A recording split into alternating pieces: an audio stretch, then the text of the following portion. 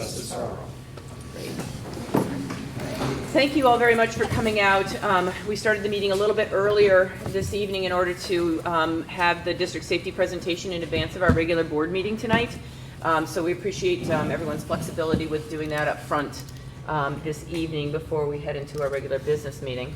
At this point, I'm going to actually turn over the presentation to the superintendent, but I just wanted to thank everyone for making the effort to come tonight to be able to hear the presentation that we're going to be doing, and those that are online and can listen later will be able to will also be able to catch it in case they weren't able to make it this evening.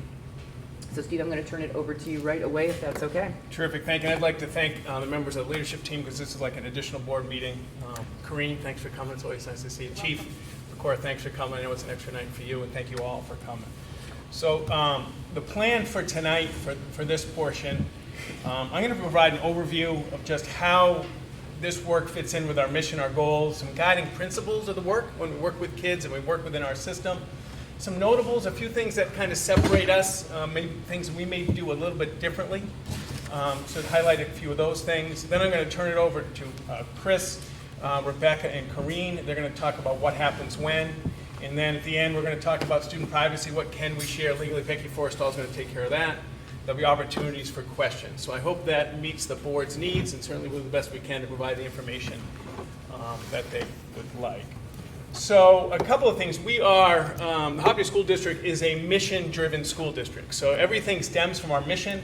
The board adopted a mission, I think, 2014 and revised a little bit in 2016.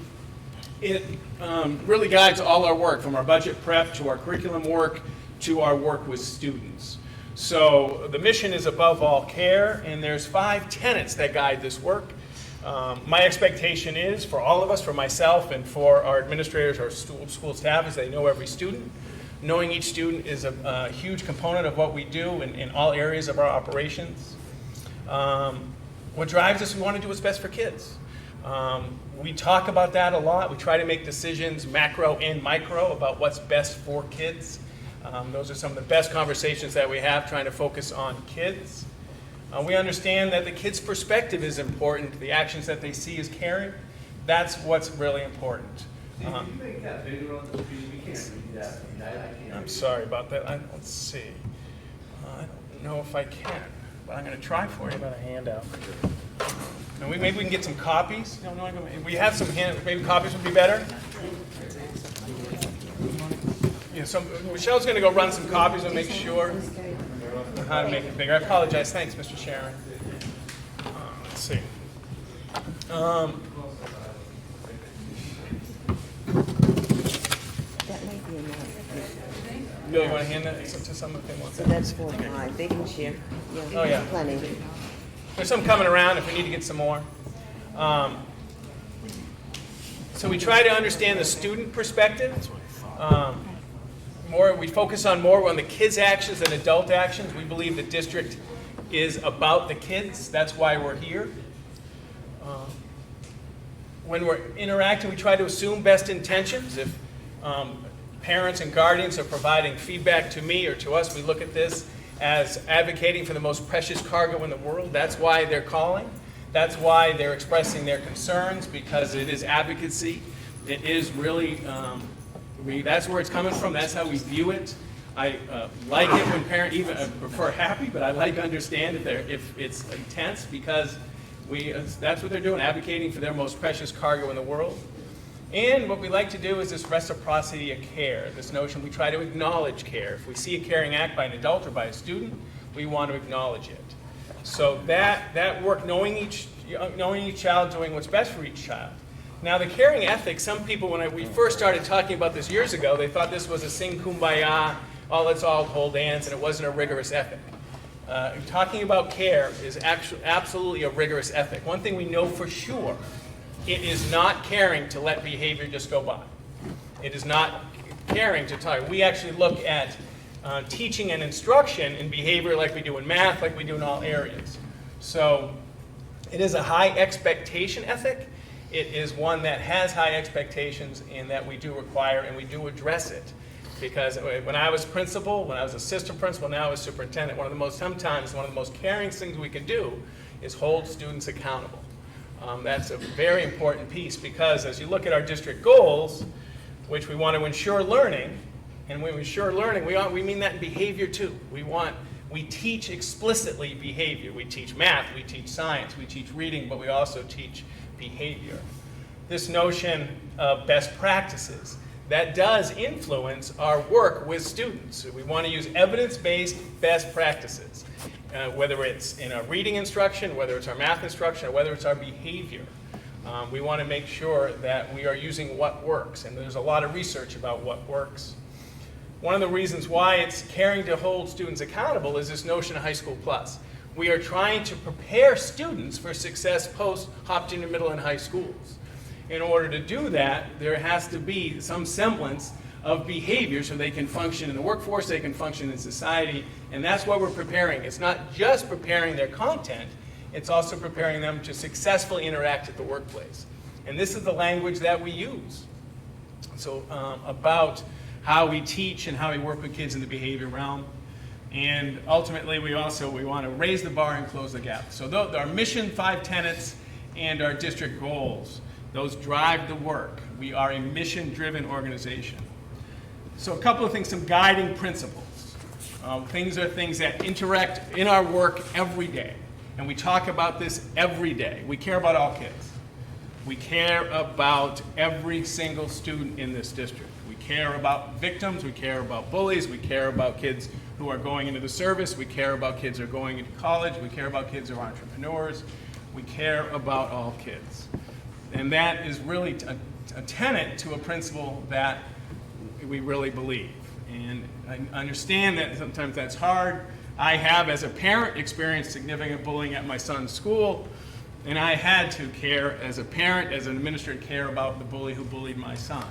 But that's how we make change, that's how we impact. At the Hopkinton School District, one of the things that we focus on and believe is relationships with kids is how we impact behavior. Relationships, and certainly consequence at times, but it is successful relationships with all kids, we believe, is the leverage point to having the greatest impact, academically, social, emotionally, in all areas. So I ask, and we talk about make sure we can develop relationships with all kids. Another guiding principle in the work we do in all this area is collaboration. One of the things that I'm privileged that every building administrator in this district calls, and we solve problems together. We collaborate with guidance, with school psych, we collaborate with services, outside services, we collaborate with each other. I don't know of any time that significant decisions are made in isolation. And those are powerful conversations that are spirited, focus on what's best for kids and how we do it, but there is significant amount of collaboration in all areas of our work, but certainly around student behavior. So one of the tenets in this district as well, we are also focused on continual improvement. I have continually, and it's made mistakes, I've worked with people who've made mistakes. We like feedback. Feedback is I feel privileged when a parent calls me and tells me about some feedback on decisions I've made, whether it's snow days or whether it's behavior or whatever. That notion is we always try to get better. One of the things we talk about is try not to be defensive, but try to listen and process all areas of improvement, all areas of work, because we are trying to continually get better as an organization. Another guiding principle for the work we do with kids is we believe this is a marathon. We look at sometimes 21, sometimes 18. We look at 6 through 12, 7 through 12. We've tried to take a long-term view to student behavior over time. And I've been very pleased and proud to see the impact of caring adults for 10, 12, 13 years working with kids. So we care about all kids. We're trying to create relationships with all kids. We collaborate, and that collaboration, and I'll talk about in a minute, includes our services, including with Chief Pecora. We believe that all kids can learn, and that includes behavior. Every single kid, we believe, can learn, can improve, can get better. This is Carol Dweck's work. If you know the growth mindset, it's a fundamental principle, it's a fundamental text for our work. We absolutely must believe every single day in every area of operations that every kid can learn and everyone can improve. And sometimes it's a long road. A couple of whoops.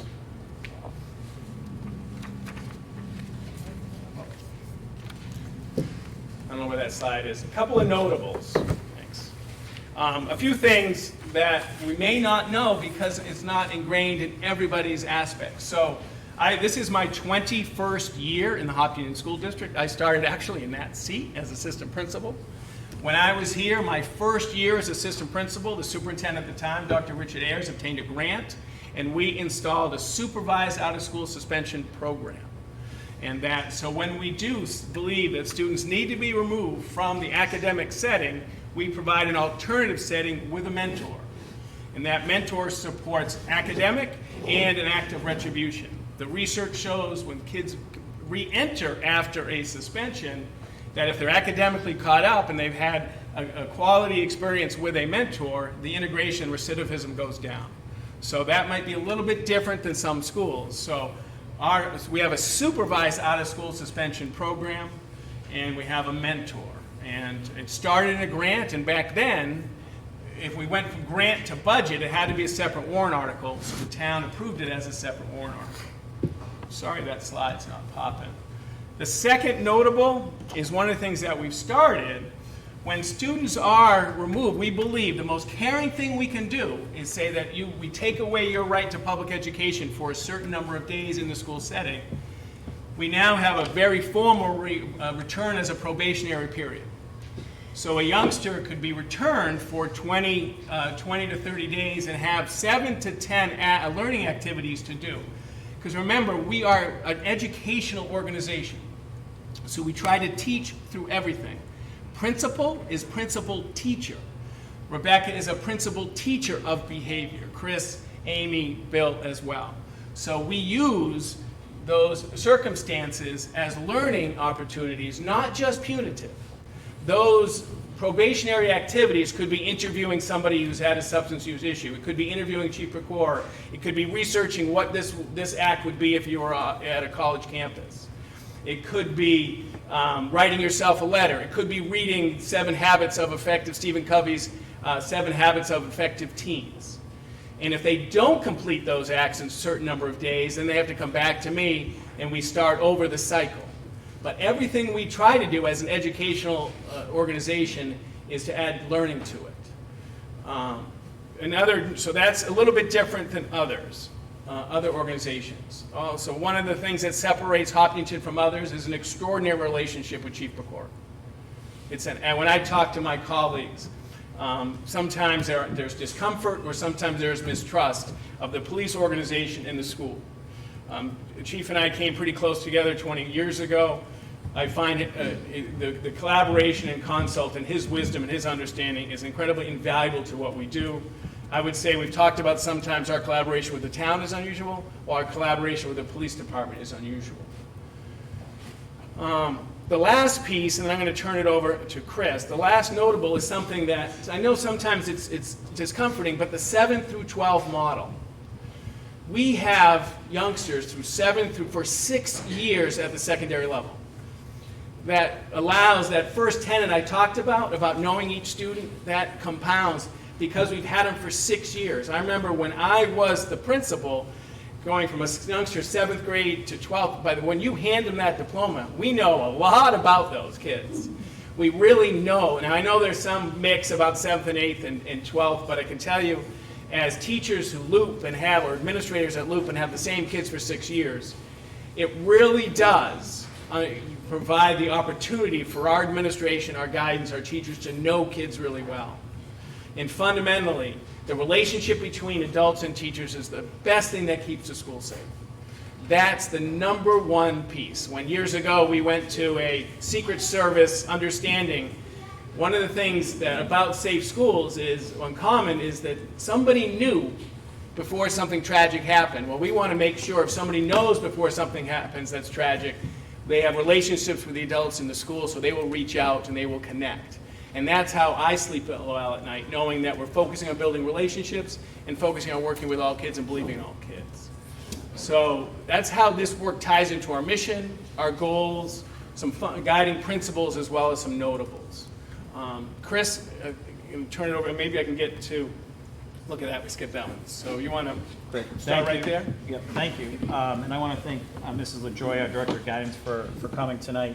The next several slides, we're just going to talk about how we approach different scenarios that present themselves, whether it's a potential risk to oneself, a potential risk to other students, or a potential risk to our school. And I asked Mrs. LaJoy to be here because she's a key component to what we do when we're working with a student who is presenting some risk to oneself. So I'm going to turn it over to Mrs. LaJoy just to go through this slide and talk a little bit about what we do at the middle high school. Thank you. Before I talk about this slide, I would like to mention a couple of things that we do in terms of proactive program. The first thing is, as of 2015, we have a written protocol. Speak up a little bit, we can't hear that. Thanks, Jeff.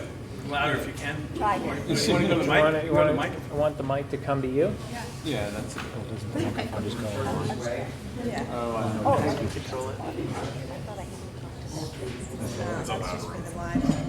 They come right up. You pull it right out. Take it right out.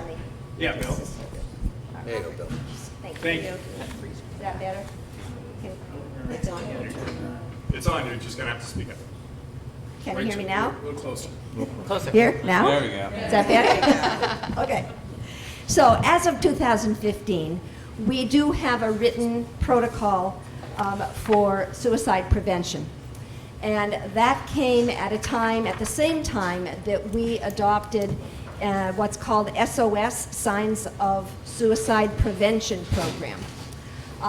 We became aware that the second leading cause of death among students 11 through 18 is suicide.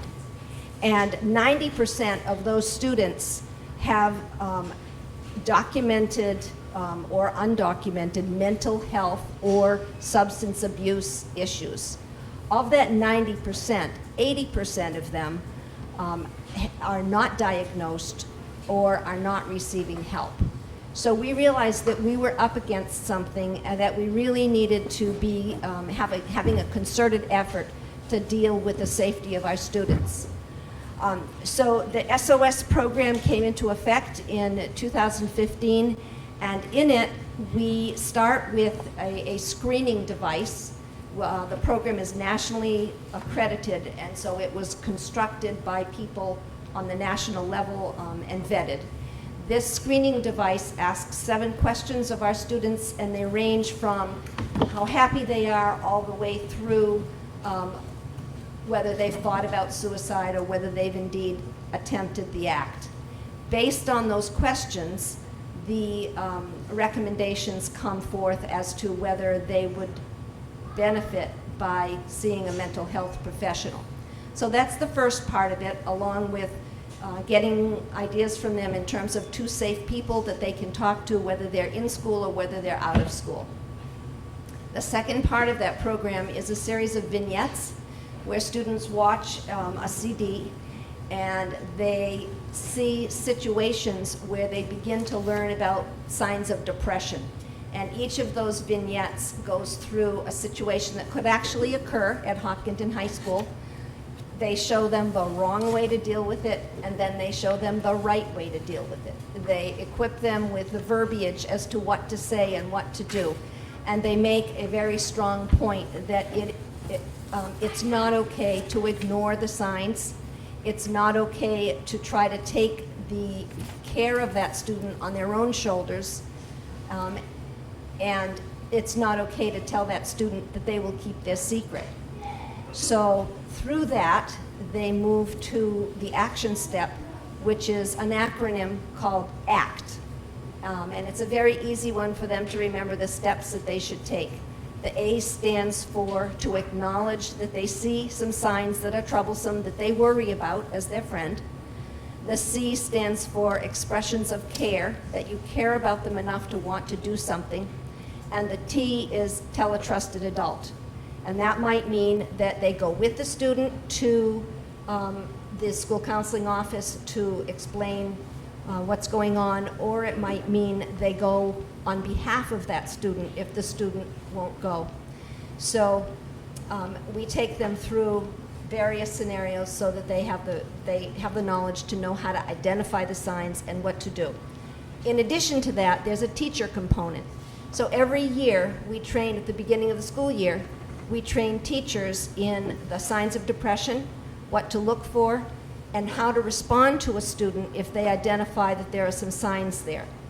That could go all the way from noticing a change in attire, noticing a change in energy level, something that they might write in a short story or a poem, withdrawing from their typical friends, putting their heads down in class when they haven't been doing that in the past, not eating. I could go on and on, but there are a variety of signs, and we teach those to teachers so that they can respond appropriately. We remind them if they see some student who might be actively considering never to leave them alone, to bring them to the office and stay with them. The first year, we trained custodians and we trained cafeteria workers, and I don't know that we trained bus drivers, to be honest with you, but I think that there's something in the state this year that will, at the beginning of the year, everyone, all stakeholders will be trained, because cafeteria workers and custodians are also in the front lines. They see these kids, they see them day to day, and they can pick up on signs of things that are changing. So that'll be coming in the fall. The very first year that we did it, we trained all 10th graders and all 7th graders. We did the same thing the second year, we did the same thing the third year, until everybody in the middle high school was trained. We've continued by training them through the Project Success class in 7th grade every year. We continue to do that again this year. I think perhaps it's a good idea for us to have a little booster lesson in the high school, perhaps through health classes, which will be something that we'll be talking about. So that's the Signs of Suicide Prevention program. Now to call your attention to the potential risk to self-slide. We usually get information from the administration or from a teacher that there are some concerning signs. That being said, many students will come to us and explain that to us, and sometimes students themselves will come and say, I'm really worried about myself. This is the kind of thing that I'm thinking. And that's where what Steve says about, Mr. Chamberlain, sorry, says about relationship comes to play, because we certainly want kids to trust us enough to come to us and say we need help. So when we get those that first piece of information that we need to meet with a student, we sit down with the student, preferably with the school psychologist. That being said, sometimes the school psychologist might not be available. It might be the nurse, it might be another school counselor. And sometimes, to be completely honest with you, the student says, I just feel more comfortable talking with you right now. So we do that. That being said, that's where collaboration comes in, because if there's a significant suicide risk, we would always collaborate with another professional in the building. So we talk with that student, we do a risk assessment, and it basically amounts to somewhat of a clinical interview with that student. We also use a lethality scale so that we can assess whether the risk is low, whether it's moderate, or whether it's significant. And then we act depending on where that student is on that scale. The administration always is in the picture. One of the first things we do is find Mr. Kelly or Mrs. Gagnon and let them know what's going on so that they can be there in support and they're knowledgeable every step of the way. Once that assessment is done, then it's time to communicate with home. One of the biggest fears of kids when they're feeling in a compromised state is that their parents are going to be mad at them. And so in calling a parent, We really try to set that parent's mind at rest, reinforce what we need to reinforce with the parent, but also help them to understand how to approach their son or daughter in this situation. That is to be supportive, low and slow, reassuring, let them know that you love them. That the whole sort of debunking the whole idea that there should be, when they're heightened, sometimes people's reaction is to sound mad, even though they're not mad, they're scared. But so we try to coach parents through that. We also ask questions about a do a means assessment. That is, if the student might have access to guns. If there are guns in the house, where is the ammunition? Where are the knives? Are there sharps around? What do you need to do to keep your environment safe? And we encourage parents, if the student is in a state that we're concerned about, never to leave them alone. At that point, we ask them to come in. We may ask them to take them to the therapist, to the pediatrician. Sometimes we ask them to take them to the emergency room, and if that's the case, we call ahead to ask the emergency room to be ready to receive them. It shortens the wait, but it also ensures that they get there. Riverbend has a wonderful service. It's an 800 number that we can call. They will come out to the school, and they will do a second assessment, and there's that second piece of collaboration. And then at the extreme, which thank goodness we haven't had to do this one time, I think, in my 21 years at Hopkinton, where we've called an ambulance because it's the safest way to get that student to the hospital, to the emergency room. So once we made contact with the parent, we are assured that that student is in safe hands. We ask for a permission to disclose so that we can have a conversation with the mental health professional or with the emergency room personnel so that we can pass along important information. And once that student has left our presence, then of course documentation is very important. What happened? When did it happen? Who did we speak to? What are the recommendations? To make sure that if we have to get back to that, we have a clear and concise record of what happened. When the student comes back on one level, at a lower level, we would meet with that student. We would touch base periodically to make sure that things were moving forward. We would prepare a safety plan with that student so that we knew what triggers might be out there. We knew what safe people that student might have. We knew what strategies that student could use to calm if they needed to. And that safety plan has 800 numbers for hotlines in case no one at school is available, they're not at school, and they need to access someone. So that's at one level. If they've been hospitalized, and we have had some students who have been hospitalized for mental health issues, when they return, there is a protocol. There is a meeting that happens with the administration, with the school counselor, parent, student, and we make sure that there's documentation that that student is safe to come back to school, and that other students in school are safe having that student back. We go over a safety plan. We ask for things that might be triggers, things that might be difficult times in the day for that student, so that we can pave the way for a smooth reentry, and then of course periodic checks after that. And those are pretty much our safety protocols. Do you have any questions? I think at the end. This is We're going the to do, I time think, or all at later? the end. Yes, thank you Okay. so much, Corinne. So thank you. Thank you. Can you hear me okay? All right. I'm going to talk a little bit about when we have a potential risk to other students. So this is kind of our bullying and harassment type scenarios. Our protocol that we follow, typically, it starts very similarly to what Mrs. LaJoy was saying about a student who may be a potential risk to themselves. Usually it starts with a conversation that a student may have with another faculty member. They may ask to speak to a guidance counselor, school counselor. They may ask to speak to myself or Mr. Kelly. to report something that's going on. So that's where it first starts. We do also have a anonymous phone line that sometimes students do call into or outside people call into. It's the 2020 line.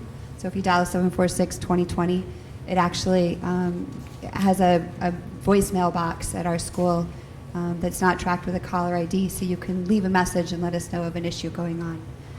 So that's proved to be helpful as well for kind of hearing about things that may be happening that people are too hesitant to come forward with. When somebody does come forward and lets us know that they have a concern, I will meet with them pretty immediately. This is one we don't wait on. So when we hear about it, we meet. It does say within 48 hours. I feel comfortable saying usually within 24 hours we're meeting with a student. That first meeting is an opportunity for the person who has a concern to just share what they know, share what's been happening.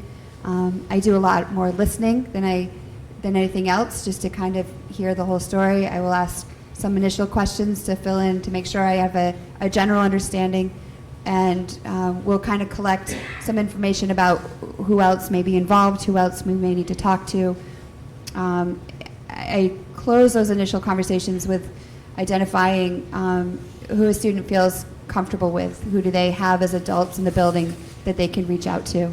It's usually pretty comforting when a student can definitely name off a handful of people, teachers, an advisor, a school nurse, a school counselor, and they realize I have people. I can talk about this with people. After that initial intake, sometimes we do have them write. Some students need an opportunity to kind of journal and write down what's been going on. Once they get that out, they feel a lot better. Sometimes if they come forward, if it's like a cyberbullying, an online incident, they may come forward with emails or with pictures that they've pulled off of social media. I ask them to send that to me so that I have copies of those, and then we can kind of work for that. Sometimes students don't want to keep that on their phone. Their phone's an extension of them. It's very personal. They don't want to see negative stuff all the time. So once we have a copy of it, they don't have to carry it around so personally on their phones. After I do that meeting, I will meet with so that's like a victim meeting or a report meeting. If it's a report meeting, I'll take all that. I'll meet with a victim. I'll get their side of what's going on, try to understand. I do ask a lot of questions, kind of journal as we go. I'll then meet with the perpetrator of the event. Same thing. It's an interview, try to understand what's going on. I do contact home by the end of that day. For me, it's always important that if someone's going to go home and they're feeling a little blue, a parent needs that open door to talk about it. So it is required, but beyond that is important to be able to call home and just let parents know that we're beginning an investigation. It may not have a lot of details at that point. A lot of times I don't hear about things until advisory at the end of the day, so that's a very small window to work with. But it's an opportunity to at least say, I know about this, we're working on this, here are some initial steps, and you have an open door then as a parent for any conversations you want to have at home. It's also helpful because sometimes when they get home and they talk about it, a follow-up conversation with a parent the next day, I can get some more info, which helps too to round it out. Once we have that ball rolling, we have about 5 days in which to conduct an investigation. They rarely take that long, but that's the guideline that we have. Sorry? RSA. Yep, that's the RSA that we go by, and that gives us time to interview anybody who may be involved or who may have pieces of information that would help us. That may be teachers, that may be other students, that may be further follow-up interviews with the students themselves. So we go through that, and we have a 5-day window in which to do that. I should also mention we do notify the superintendent that we are conducting an investigation so that he becomes aware of that as well. Within those 5 days, there are times where we do need to talk to Mr. Chamberlain to ask for a waiver of telling parents right away. And situations where that may happen are pretty rare, and sometimes it's because there may just be some really heavy pieces that we need some understanding around. So there are rare times, I don't know that I've ever done it to date, but there are rare times where I may say, I need a little more time before I can contact parents to understand what's happening in the situation. That's within the RSA, but it's not a piece we typically follow because we don't need to. The next steps of this, so within 10 days, school days of receiving the initial report of what may be going on, that's our opportunity to create a safety plan and create some next steps. So for us, it may very well involve consequences, and so those happen. What's more important, not more important, but what's equally important is making sure the victim feels safe. So that's where we put together a plan that helps to create the right environment for them, make sure that they have the right supports that they need to feel comfortable in their classes and in school, make sure they have identified adults that they can go to, make sure that we have checkpoints to follow back up with them about different situations. So that all goes into the plan. We do follow up with families once we've created the safety plan to kind of talk it over with parents as well and make sure everybody is on board and understands what we're going to be doing moving forward. So there's that piece. If it's a situation that does warrant involvement of the police department, we have a form for that. I usually, if I anticipate that it may involve the police, we do give them a heads up pretty early in the process, but then we do file the formal paperwork with them, and if there's parts that they need to follow up on outside of school, then they will do that as well. There is also paperwork that we fill out that gets filed in school and sent to the superintendent's office as well, and then I think that's pretty much it. That's pretty much it. For us, the key is to follow up and to check in. Usually, we'll create kind of a code with kids. I'm not going to walk up to them in the middle of the cafeteria and go, "So, how are you feeling today? Is this good?" But finding opportunities to make eye contact with them, doing a thumbs up, and they'll give me a head shake or they'll give me a nod, and I know to pull them later on and talk and find out what's going on. Kids are great about using email if they need to reach out to me and say, hey, I need more help with this, or now this is happening, things like that. So we try to just make sure that we've created all those opportunities so that I love to believe that at first go everything disappears, but I'm not naive enough to think that me sitting down and doling out some consequences and creating a plan always fixes everything right away. Sometimes we do have to go after things a few times. And we continue to do that. I think that helps the students when they know you're not going to give up on the situation. You're going to keep going as long as it takes. So we definitely try to do that. Thank you, Rebecca. Am I coming through? Okay. All right. So my portion here is a potential risk to school. And I think when we think of this particular topic, one of the best things we can do is be prepared. And one of the things that I had that was asked of me at the beginning of the school year along with Amy Doyle was to present to our entire staff on how to avoid, deny, or defend, which is our protocol in the event that we ever had an intruder in the school. And so we've worked with our entire staff on what that means to avoid a situation. We've talked with our staff that if there was ever a threat in our school, that their job is to make some decisions, and their decisions are their own, meaning that not to call me, that if they know that there's a threat in the building and they feel that the best thing that they can do is to evacuate on their own and get as far away from the situation as possible, they do that on their decision and they get out. All of our staff are also trained on how to utilize the all-call system, so if we had to do a lockdown, that they can do that. The staff are not asked to contact administration first. If there's a threat in the building and they feel that they need to call a lockdown, they can do that from their phone in their classroom. So we talk about being ready to avoid the threat if there's one in our school. We also talk about what it means to deny a threat, which means, barricading doors, and if they can't evacuate a classroom, to barricade the door so that the threat would not be able to enter the classroom. And the last part of that is defending yourself, which we hope we're never in that situation, but doing anything in your means and your power to defend yourself against a threat in the school would be the third part of that avoid, deny, defend protocol.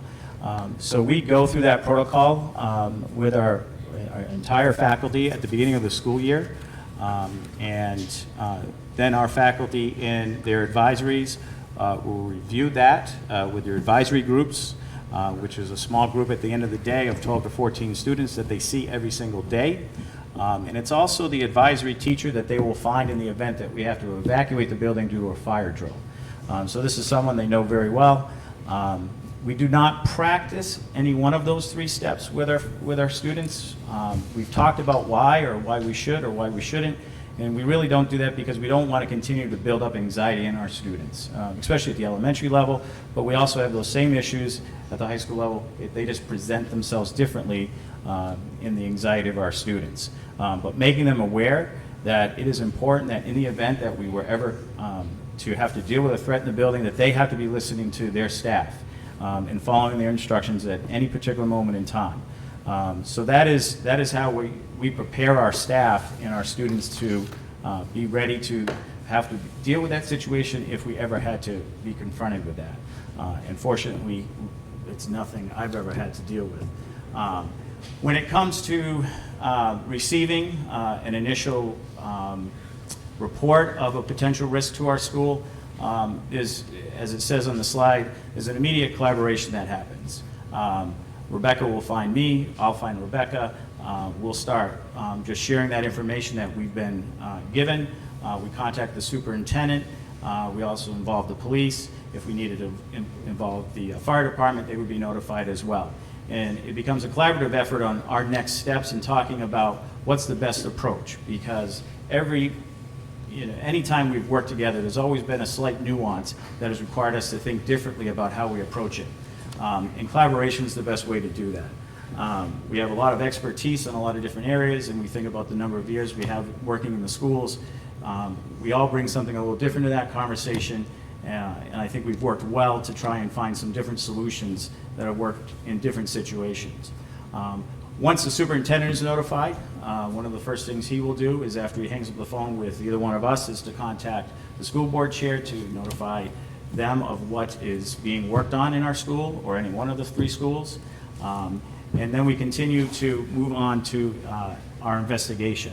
So as we begin the investigation, as you've heard in these previous two presentations, we start looking at and working with the primary students or student that may be involved with presenting that potential risk to our school. Again, this preparation, you heard Mr. Chamberlain talk about it earlier, is the relationship piece.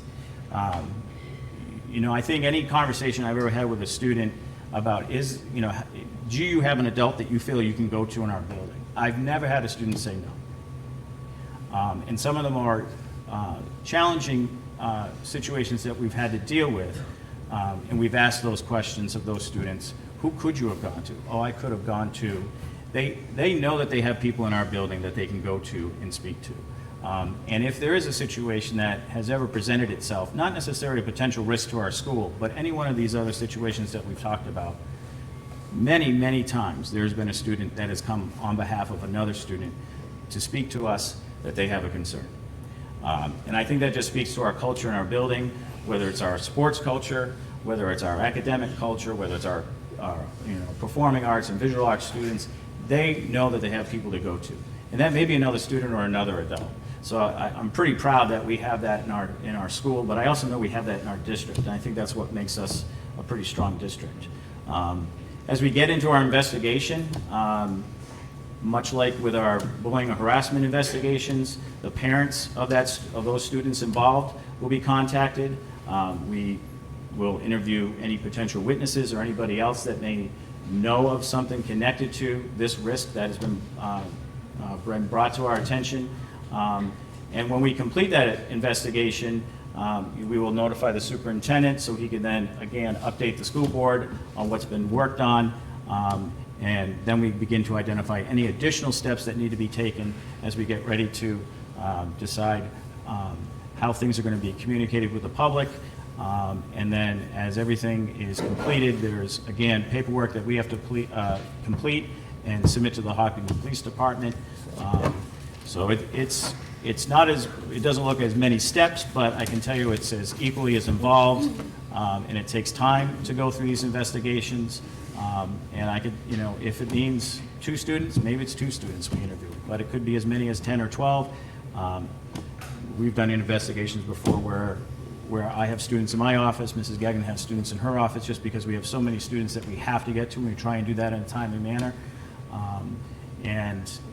Another part of the preparation piece is the administration goes through an ICS, or Incident Command System training, so that in the event that we had a potential risk to school and we had to do a full offsite evacuation, we have an understanding of how we would approach that, how we would reunite families, and how we would work through that situation.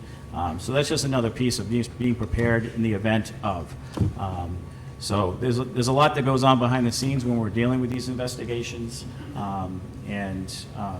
it's just good to know that we have a team, you know, working with a superintendent, the authorities here in town, our school counseling services, Kim Haley, who is our student assistance program counselor. She's been invaluable as well. Before her, it was Shannon Rich. She was really good to work with as well. So there are many people in our building that we will work with. The other piece to this, I don't know if you mentioned it, Corinne, but we have a student services team that meets weekly. And that student services team meets weekly to discuss students who may be dealing with some social emotional issues. Sometimes it's just academic. But in those meetings, they're important because we will draw upon each other's experiences and expertise to think about how can we maybe address some of the needs of the students differently. We had this meeting yesterday, and at the end of the meeting, Mrs. Gagnon asked, I need some help with this. I need some other strategies. What are some of the things that you can help me with? And that's not uncommon for any one of us, you know. And sometimes they're the sidebar conversations of me going to Mrs. LaJoy or Rebecca coming to me. Sometimes it's just a phone call to the superintendent, say, what do you think about this? That's not uncommon to have that level of collaboration. So that's just another piece of, again, preparing to do the work that we need to do in order to support students in multiple ways. There you go. Well, I know he's doing it. I have the joy of being the closer with the ever so riveting topic of interpreting the legal Student Privacy Act. So I won't keep you as long as probably the other people that have already gone through their parts of the presentation. Mine will be much less in-depth, I think. The primary statute and law that drives what we can and cannot share in schools is FERPA, which is the Family Educational Rights and Privacy Act. And that applies to all of the students in our schools. That includes students who are over the age of 18 who are their own guardians, or people who have students where they are the legal guardian but perhaps not the parents. So as I go through the next few slides, I'm going to say parents a lot. It applies to all of those categories. So anyone who is a legal guardian, adult student, or their own guardian. You can flick your own slide. I don't have the clicker. I think we lost it. Oh, You there got we it. go. FERPA does not just apply to schools. It applies to any state or local agency who receive federal funding. So I want to be clear that there may be some schools who do not receive federal funding that this would not then apply to those kinds of institutions, but they do apply to public schools. It applies to every other place up there on that slide, including agencies that offer preschool programs, other educational institutions who may receive federal funds, schools, colleges, and other educational agencies. Oops. There you go. There's two primary roles of the FERPA Act. One adds some benefits to families and one takes away other access rights. So the first one is it limits the disclosure of what people who receive FERPA funds are allowed to share and why. It also expands the rights of the people who are covered by FERPA. So it expands the rights of families and students in terms of their own educational records, what can be shared. Go for it. So in terms of the rights of the parents and students that are adults, FERPA adds to those students the right to inspect and access their own educational records. They can challenge the content of their educational records, and there's a process for that. And it also provides the right for those people to consent to the disclosure of education records. So in order for schools to be able to disclose anything, there is this right to consent piece that is embedded into the FERPA law. When you first register at school, and each year when you get your registration packet as parents, there's a little disclaimer in there about releasing what they call directory information. Right? That's where you're giving your right for us to disclose certain things like grade, age of kids, and it's not on an individual basis necessarily. It's more for as kids get older, selective service, SATs, things like that, where they're going to be pulling certain directory type of information from the schools. But for the most part, educational records include all of the things up here on this slide, which you can weed through in your own fun time. But basically, names, addresses, status, your personal identifiers, it's pretty much any record that's maintained by the school. So anything that we keep as part of a student's record would be included in that. And there's this wonderful little disclaimer that says other. Right? So if you go to the next slide, these are two of probably some of the harder pieces of FERPA to implement. Other information includes these two things. Information that alone or in combination is linked or linkable to a specific student that would allow a reasonable person in the school community, so not even just within the school, who does not have personal knowledge of the relevant circumstances to identify the student with reasonable certainty. That's the first one. The second one, I'm going to just go to my own slide because I can't see the whole thing. Is information that is requested by a person who the educational agency or institution reasonably believes knows the identity of the student to whom the education record relates. So I will try to simplify this. This is where it gets a little bit more complicated. It's quite easy if someone asks us for a record and we don't have written consent from a parent that we can say, no, we're not going to give you that information. We just can't. When there's information that has not been shared by the school, that is out in the community, and someone asks a question that we think, if we gave some other sorts of information, could reasonably be put together with other information that somebody else may already have, that would lead someone to be able to know or identify students that might be involved in some of these investigations, our obligation to increase the privacy for that situation gets much higher. And a lot of that has nothing to do with information that might have been shared by the school or not. It has to do with our knowledge of what else might be going on that would lead people to be able to put together some of these kinds of puzzle piece information that would then violate FERPA in that way. So I think, my point about this particular piece of the law is that when we know that there's other things going on, or maybe we have started an investigation where there's a lot of kids involved, and it's very difficult, I will tell you, sometimes as an administrator, to tease out with kids what may be actually an incident of bullying or threatening versus kids are in a fight.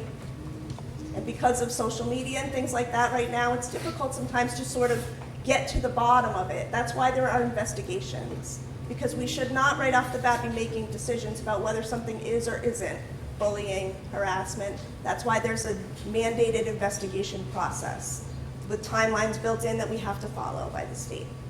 So that's what these obligations, sometimes our privacy obligation in those situations is raised to a much higher level. Well, other way, I think. Oops. They don't know. Hold on. There This we thing go. is really touchy. It is very sensitive. Very sensitive. It's touchy. So we may not disclose or release any education records, and you have to remember that records is not just paper, it's all sorts of other things. And feel free, I gave the link on the last slide if you want to read the whole statute. That's completely, if you can't sleep tonight, there's a good place to start. But we cannot share any of those things without written prior consent from the parent or adult student or legal guardian.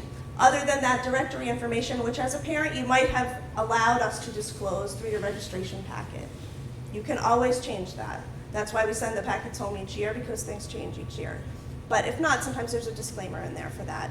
There are 12 specific exceptions when schools can release information to certain people for certain reasons. I'm not going to read all 12 of those. The majority of those are situations where there is a imminent safety or health risk, where we might have to share something with the police that we would not have written consent to do. A health emergency, something happens with a student, we can't get a hold of a parent. There's some of those kinds of things, or certain juvenile justice or school official type releases that are exceptions to the FERPA rule, but they're spelled out very specifically. And those are listed on the website. If you go to the last slide, it's listed on there. And it will be part, I'm sure, of the board packet that's posted if if you don't have a hard copy. Thanks. Thank you.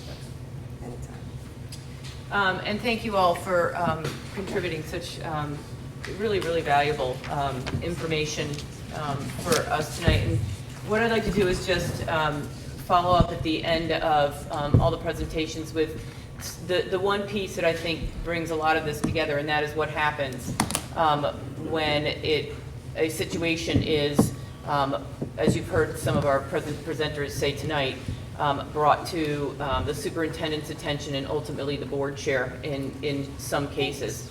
And that is how we then communicate to the community any type of situation that would warrant a safety issue. And our practice has been that in any situation where there's a broad threat to our schools, it would be communicated to the community.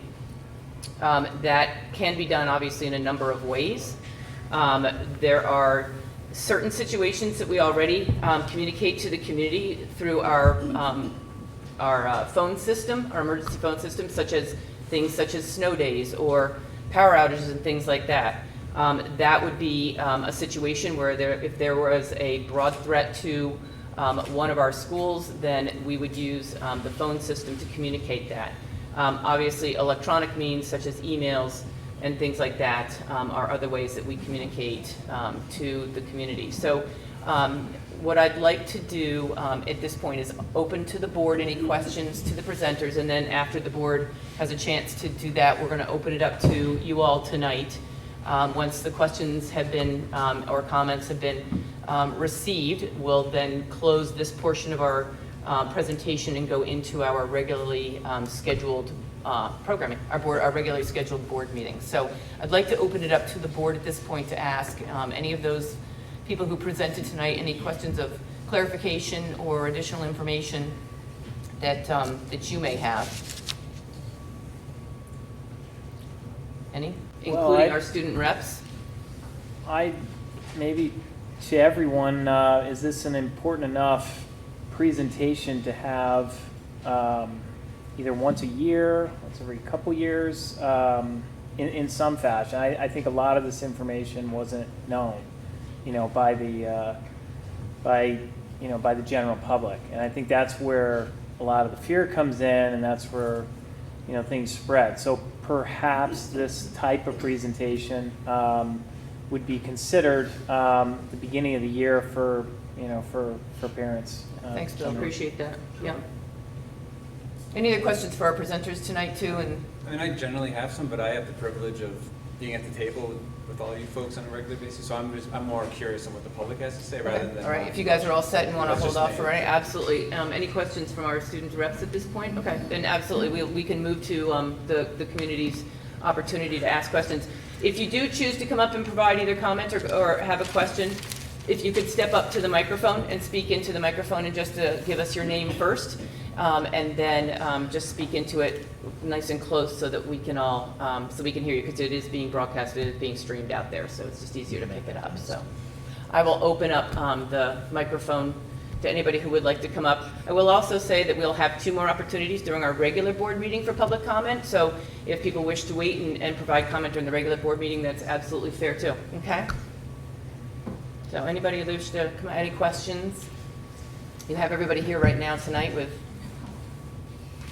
Hi, I'm Andrea Folsom. I had 2 questions. First, kind of going off of what Billy said, I was wondering if these policies are written, if there's a place where we would be able to access them, if we don't yet have students in the middle high school.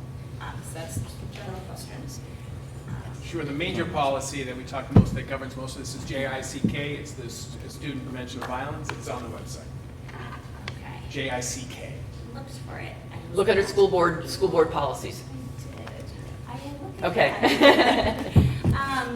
My other question is recommendation. With texting, do you guys provide the students with access to the crisis text line? It's just another way of students being able to reach somebody whenever they need to. You can just text connect to 741-741. It's a national program. It is confidential, but if there was immediate risk, they are also, I don't know as they're mandated reporters, but they would get more involved. So it's just a Yeah, thank you for that. resource Yeah. your students and community. Yeah, thank you for that. Thank you. It is on there. It is. Oh, perfect. You just have to scroll. There's a big blank space on this page, so sometimes it looks like they're Look done. down. Just keep It's going. right- I have had that problem I before. just put it up. Yeah. But it's And Andrea, that was called Crisis Connect, you called it? It's the crisis text line. Crisis text line. Okay, great, thank you. Bill just emailed you it, so 2 posts and an email. So we got that covered. Covered. Excellent. Anybody else wish to, have any questions for the administrators that we have here tonight? We got them all in one room.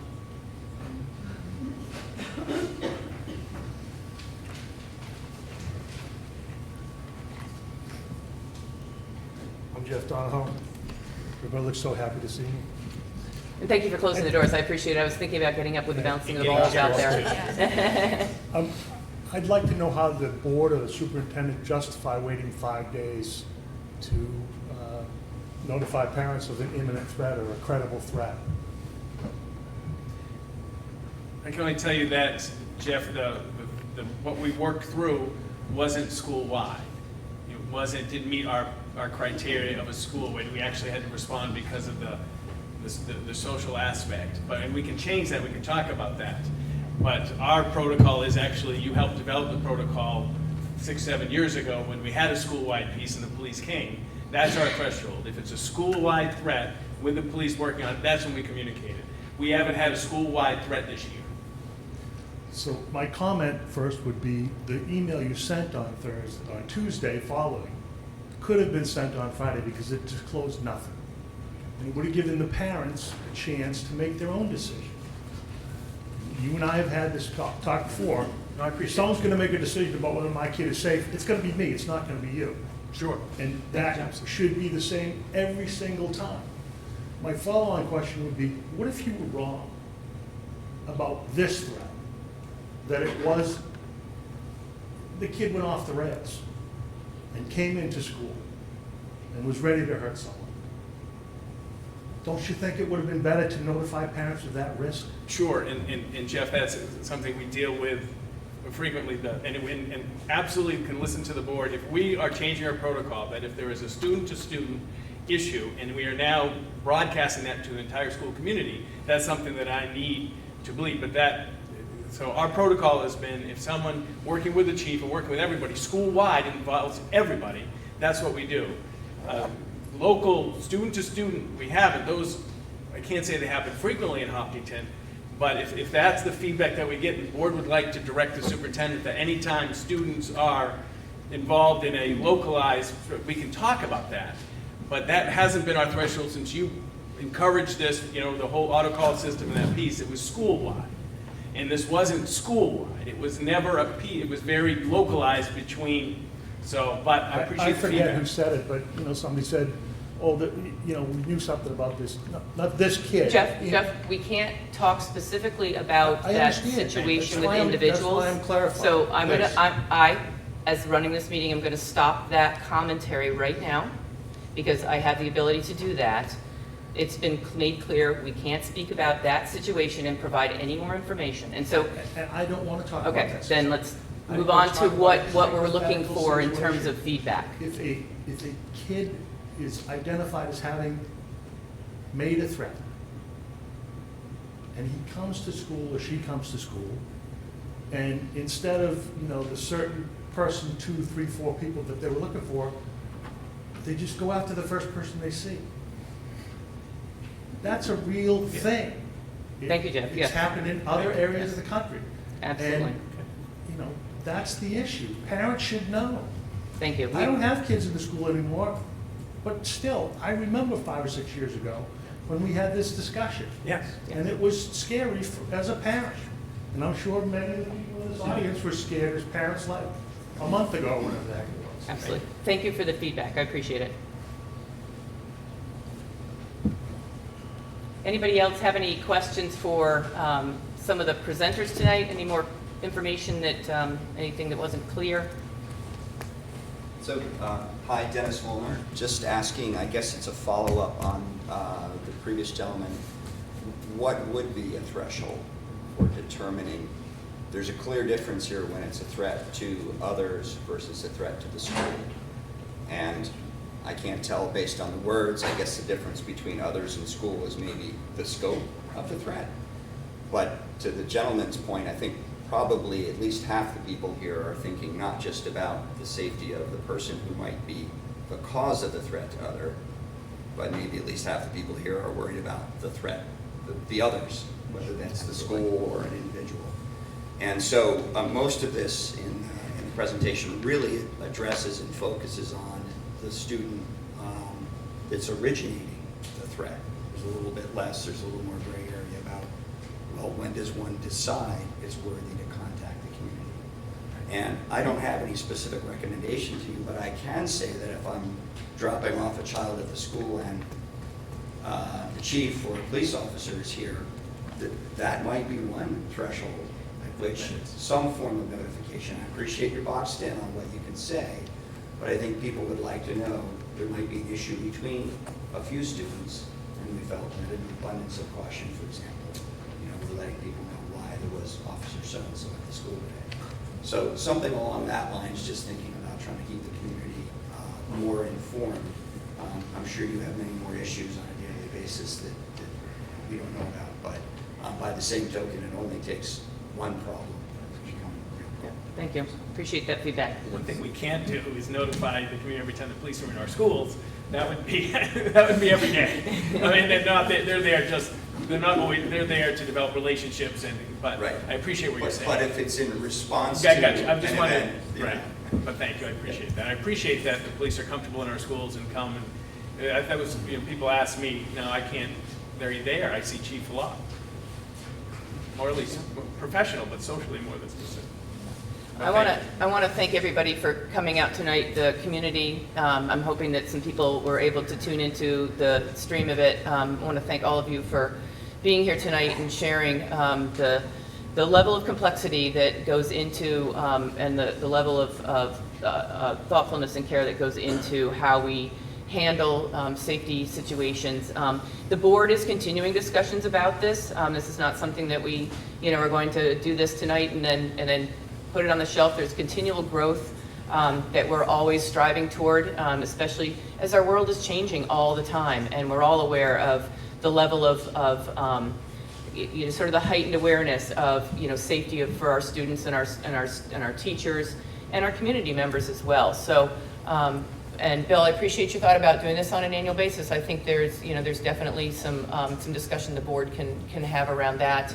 And I want to thank all of you all for coming out tonight and putting all your thoughts together in a way that is easy for us to all understand, because I know it's hard sometimes is to be able to get all this into a shorter presentation and not a 5-hour training session, right? That a lot of you guys go to, I know, and I appreciate that. So thank you. And anybody who would like to stay for our regular board meeting, we'll start after a very quick, brief break, for anybody who needs to get up and stretch, we'll go right into our regular board meeting and move through our regular business. So thank you all. Excuse those we- administrators. and We got absolutely, you guys national can honor, go we home. got something else going, we Thank got you, guys. something else going.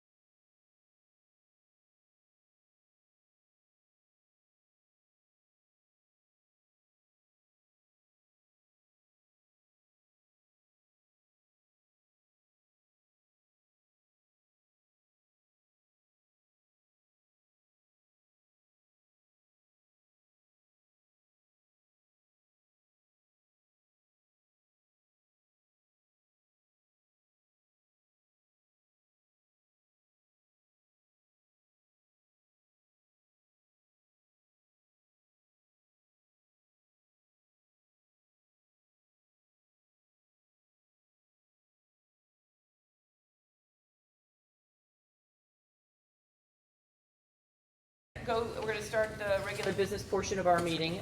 Thank you all for coming to the presentation up front. Any additions or deletions to the agenda? Yes, we do have a revised agenda. We filled in David Pierce as a nomination for night supervisor. Tyler Campbell is a nomination for full-time custodian at the high school. I added, because I've had just a very quick update on CIP, and we've got additional donations coming forward. So those are the changes since it was sent out in the package. Great, thank you. And any correspondence? Yeah, couple of correspondence. Under correspondence, I'd like to bring attention to, it's a very apropos topic related, is Shed a Light on Bullying. Shed a Light on Bullying is a candlelight vigil, a contemplative event, always the Monday before Thanksgiving. Ella and Charlie will be hosting a couple of speakers and hopefully some songs. And it's a candlelight walk from the high school to the Jane Llewellyn Bandstand, and from Maple Street to the Jane Llewellyn Bandstand. It's our 8th annual. The candles, with no surprise, have been supplied by Markland, going way back. If you get a chance, it's a good event. I also, Mr. O'Brien sent an article from the Budget Committee. Jim, I just included that in correspondence, if you wanted to read that. So that's it. Okay, great, thank you very much. In the packet were 2 sets of minutes from the regular and the non-public meetings associated with this November 7th school board meeting. I will entertain a motion to approve the minutes of the regular school board meeting held on November 7th, 2019. So moved. Second. Any further discussion or changes? All in favor? Aye. Any opposed? Motion carries. Take a motion for the board to approve the non-public the non-public meeting minutes associated with the November 7th, 2019 school board meeting. So moved. Second. Any further discussion or changes? All in favor? Aye. Any opposed? Motion carries. So we've come to the first opportunity for public comment that I mentioned it during the presentation. We'll have another one later in the meeting. So if anybody would like to come up to the microphone and provide any comment to the board, this is a great opportunity to do so. If you wish to wait until the end of the meeting, we will have another one after we cover the majority of our agenda. Thank you to all the students who came to the presentation and those that have chosen to stay a little bit longer tonight. So you're all civics students, I take it? Excellent. Well, Glad you're welcome, here. welcome. Yes, welcome. So, thank you, yes, thank you for being here. At this point, then, I'd like to move to comments from the Hopkinton School Board. Ellen, I start down there with you tonight. Recently, Mrs. Stern, one of the newer teachers that you guys actually hired, hooked me up with tutoring like an average of 6 middle school students in Spanish every other day of D2s. I don't know if you guys know what that means. Mm-hmm. But during advisory night, it was a good hire because she really got on top of her job and was helping out middle school students with their Great. Thank you for sharing that. That's awesome. And thank you for doing the tutoring. That's great. Charles? So I also have some support with attorney counselors. So last week, on November 15th, was the last day for early action application for colleges. And I know a lot of seniors this year applied early action schools, myself included. And I've heard a lot of seniors overall just really voice their support for how helpful Ms. Preserve and Ms. LaJoy have been throughout the entire process. Thank you. I personally applied to 4 schools in early action, and I feel like I would have been very lost without the help that they gave us, so I just wanted to voice my support for them. Yeah, Really thank you nice. for sharing that. I know it's a very stressful time. It's Yeah, and good luck. Fifth tenet of Yes. care. You acknowledge care. Right, yes. Big No, fan. Thank you. Busy time for those of you guys, I know, so. Bill? There was this is more of a town announcement. There was a funeral on Sunday for Sherry Morrill, and graduate of Hopkinton High School and community member. And it's a reminder there is some real depression out there. Real depression that people are dealing with. And then secondly, it's just so warming to see how full the church was, for that service. It really speaks volumes to this community that people support one another like that. And, kudos to Hopkinton, but there's some darkness out there. Thanks for mentioning that, Bill. Norm? Yeah, I just want to say thank you for Steve getting together to do a safety presentation. I think we have a lot of work to do on this part. I wanted to mention to take some time and realize that next week is Thanksgiving, and to always remember how thankful we are for everything we have in life, and thankful to work with you guys, come up with budget season, and wishing everyone out there happy Thanksgiving. Thank you. Thanks for that, I appreciate that. Jim? I just want to echo the thanks to Steve and the leadership team for the presentation. That was really helpful. And then I just, Steve, to your beginning around the mission of care, I think I have like 13 children. At least it feels like that sometimes. But, we have parent-teacher conferences the last couple of weeks. And, it's, that's laughing. How many do you really have? 2? No, but, it's wonderful to meet with, with the principals in some cases and the staff at the school and dig in, and they really do care. And you can feel that every time they have the meetings. It's not that my children are bad or getting bad reports, but it's a great dialogue, and so it just reminds me of the wonderful teachers that we have and just the purpose they have in teaching our kids. So thank you. Thank you. Kudos to the Maple Street, the folks that put on the play last week. I was able to go see Snow White, and it was awesome. I mean, the group just did a really, really good job. The auditorium, I believe, the director said they expected 125 people there tops, and it was like 425. They filled it. It was standing room only. I mean, it was really, really fun. And your son, I know you have 3. You don't have 13. That's great. 4. But it was great. It was really, really fantastic. Thank you. Thanks, Matt. Great. Well, thank you all, and thank you again. I think I've already said my 2 cents about thank you for everyone coming out tonight. So we're going to move directly to presentation and staff reports. Steve, I'll turn that over to you. So welcome, appreciate. I'll turn it over to you. The PTA, I'm going to pop, there it is, look at that. Do you want to click the clicker? Sure.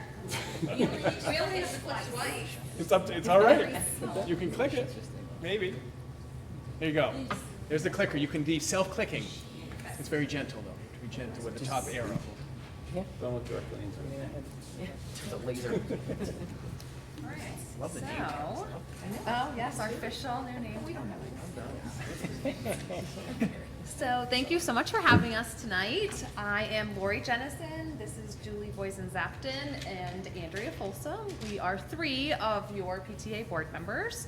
We are second-year board members. So last year we came in and we decided we were going to add some new enrichment and fundraising efforts. Our most successful fundraiser last year was our new online silent auction. I'm not sure if any of you saw it. Phil, a little marketing here. It's coming up in March. If anyone listening or here tonight has any goods or services they'd like to donate, 100% of our proceeds go back into all 3 schools and enrichment projects. So it's for a great cause. So this year, we are also putting out some new enrichment programs. Our Young Inventors program is going to come to Maple Street School. It's debuting this winter. We've started some grant money. We just recently gave money to help purchase emergency and lockdown kits for HMS and MSS for every classroom. The high school already had those. We are continuing to fund field trips. But we have started talks about how can we start investing in things that are more long-term for the district. So, long-term. This is the sign that is currently out at Maple Street School. There's a similar one over at Harold Martin School. They are concrete structures that were built in an artist in residency program about 20 years ago. They were great in their time. They have certainly faded. The high school has a newer sign there with a message board on it currently. We are here today to propose something we've been working on the past several months, and that is to build and replace the sign at Maple Street School and gift it to the town and the school. And our intention, if it was successful, would be to do the same thing for Harold Martin School. It's important to note that at our September board meeting last month, everyone in attendance unanimously voted to approve funding for this project. Julie is going to describe the sign. Great. So initially we reached out to a handful of sign companies to give us a quote on what would be involved in replacing this sign. Not only were they super expensive, but we felt like they were not really what we were looking for. They were kind of off the shelf, and we wanted something more unique and more appropriate for Maple Street in Hopkinton. So we decided to design the sign ourselves, and we reached out to community members to tap into resources and have it built by our own community. We've collaborated with contractors who were willing to donate their time and expertise to construct a custom-built sign that we believe complements the historical nature and residential scale of the architectural surroundings of Maple Street School. So our proposed sign is a double-sided post and beam construction with a 6x6 pressure-treated and stained wood frame. It would be not illuminated or electrified. The Maple Street School individual lettering text would be machine-cut metal letters, painted white, and then raised slightly off of the green platform to create a kind of three-dimensional shadow line. So the materials would all be durable and low maintenance. Another key feature of the sign is that the lower half would be a 3-track letterboard for the school and or PTA to convey friendly and welcoming current events and messages to students, families, and the community. All right. So the proposal that we're bringing to you guys tonight, we have a completed sign permit application in the name of the Hopkinton School District that still needs to be filed. The Hopkinton PTA would be in charge of the removal of the existing sign. We would like to relocate it towards the back of the school, give it a paint job, and install some benches so that it can continue to be used. However, the one caveat is we do not know how it was constructed, and there is the possibility it will fall apart when we try to move it. The Hopkinton PTA would also construct and install the new sign, including landscaping and mulch at the bottom, low maintenance plants. And at the end, we would return with the final gifting of the sign, its ownership, and ongoing responsibility to the town and school. So thank you guys so much for having us. Are there any questions? Can I get a comment? Yeah. Okay. First off, I love the PTA and that market. And you know, I've gone to quite a few meetings as a member. So I just want to say, every time I've gone, you guys have always had a great audience program and always have a plan to give back to the schools, which is, I think, is just fantastic. You know, I see the amount of money you guys raise, the ideas that you three and the other two come up with. As a parent, I think it's just fantastic. And for you guys to come up with something like this, to give back, something that's going to be there long-term, good plan, good communication, it's really great to see. So I just want to say thank you to the PTA for making a great proposal. It is an action item tonight. Is it? Okay.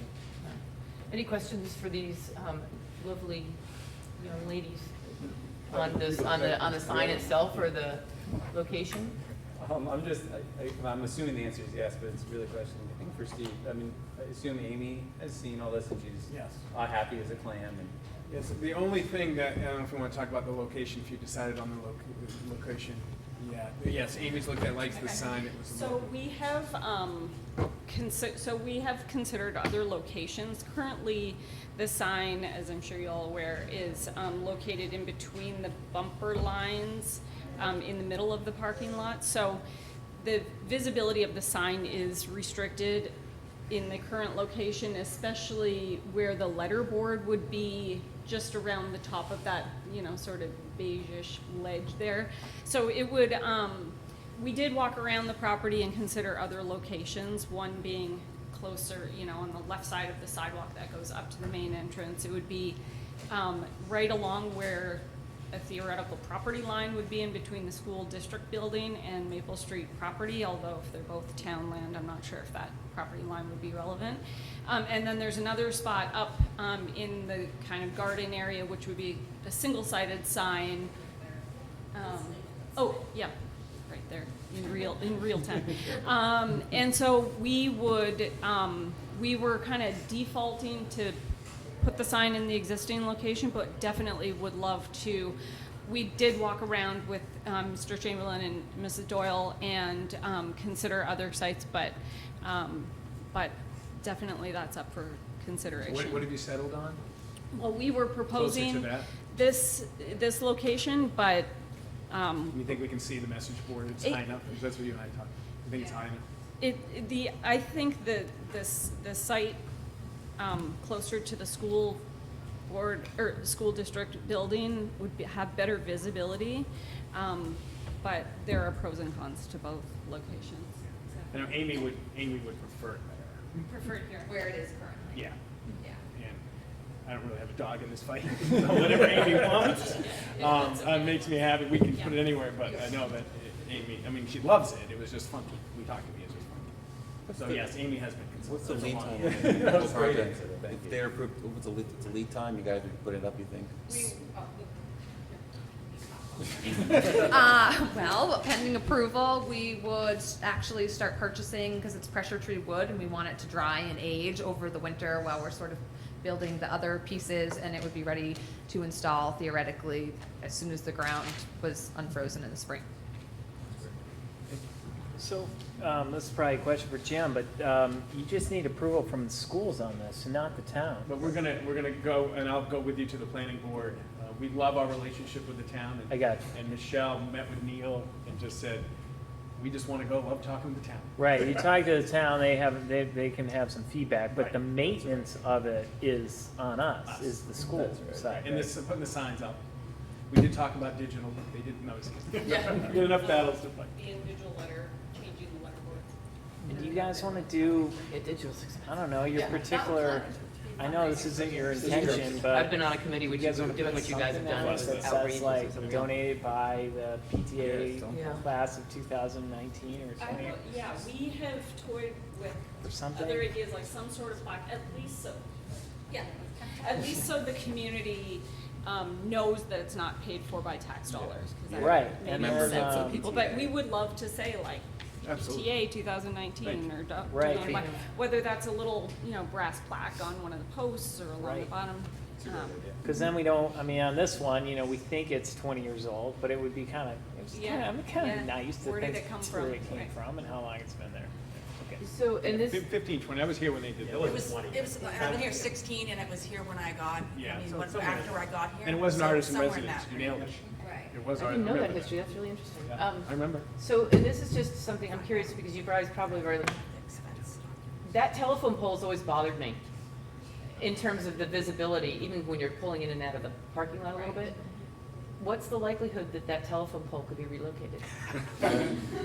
We'll look into that. Jim. No, I'm not asking you guys to do the work, I'm just asking the question, like, did that come up in conversation? We can't get the little blinking light to. I know, but- I think you would have to contact. I got a chainsaw. You would have to contact Eversource. Yeah, I was gonna put a say, it's request in. power I'd just be curious, it'd be one of those questions like opportunity is, visibility, and, Good work. If it was like the bus visibility. oh, that's a good way to position it. Okay, good, I like that. Okay, I was just curious if you guys had sort of asked the same question of, the visibility of that telephone pole. But you guys have done a fantastic job. Anything like poles? As I said, I've been on a committee like with you guys, the work you guys are doing, and it's a lot of work. So thank you. And I do want to thank you guys, because you put up new basketball hoops at Maple. I saw a picture of Andrew in his truck. If Andrew ever needs help, Norm's available. Thank you guys. Yeah, thank you. This thing off? What? The Let's air. just keep going. Yeah. We tried. Michelle's been on the I gotta phone. grow some hair, right? I got an extra jacket if you want. Let's move along to items for board discussion, and I'm going to assume we're going to swing this down to you and Jim. Right, Jim, if you want to provide an update on the building project, that would be great. I would love to do that. So the building committee met, it wasn't this week, was it? Yeah. We met this week on Monday at 4:30. It was this week. And so a couple items, it was a great meeting, and it was, I think our first meeting having our almost full team. So we had Gordon, Bristol, I guess we didn't have Ken, but he was there in spirit.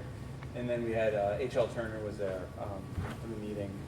And a couple things that we discussed. So Michelle brought forward some sample bond runs. I'm not quite sure the right sample is a bad term, but there were 3 types of bond runs: a 20-year run, a 25-year run, and a 30-year run. Just to, I think, inform us what those different bond runs would look like and make a recommendation. That I also had brought those same bond runs to the budget committee to get their feedback and what we should be planning to put into the budget as Michelle and Steve prepare our budget. And so I think both groups, both the budget committee and then the building committee, both thought a 20-year bond life made a lot of sense. Actually, made the most sense out of those 3. So it's not really an action item for the board to consider. It would be incorporated into the budget, and we'll have sort of that discussion on bond payments as we look at the budget as a whole. But just as we go into that, knowing that both the building committee and then the budget committee have both looked at those numbers and thought a 20-year run made the most sense. So I would say H.L. Turner is really starting to move forward quickly.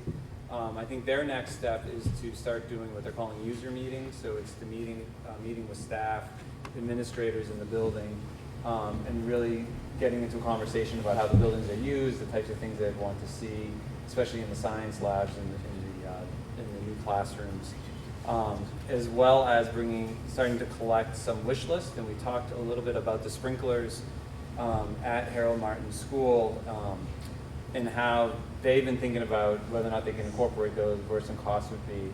Those decisions would come back to the board, but H.L. Turner and Gordon are really starting to look at that and looking at the project as a whole and what the scopes are going to be. And then the next sort of big decision that we're making is around the construction manager. And so there was an RFP process put forward. There were some walkthroughs with, I think, 10 firms did a walkthrough. And the proposal will actually due today on the 21st. And we had, I'm going to look at Michelle, 6 firms put forward proposals. The plan now is that the building committee is going to get a score sheet, and we're going to have a really good time reading through all 6 proposals and scoring. We'll come back to our next meeting, which is going to be on December the 3rd. It's on Tuesday, December the 3rd. And we're going to go through those proposals, hopefully come up with 3 or 4 that would interview on December 17th. And then the hope would be on December 19th, which would be a meeting of the school board. We would come back with a recommendation for a firm to choose for construction manager. If something happens or we're not able to get all the information we need on the 17th and make a decision, we would then come back in our first meeting of 2020, which would be January the 2nd or 3rd. It's sometime in early January.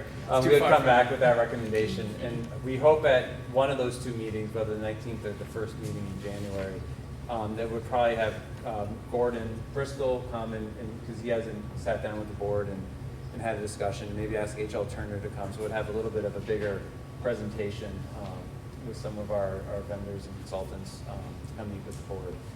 And then the building committee has set a schedule for ourselves, so over the summer and early fall, it's been a little ad hoc because of interviewing and getting everything put together.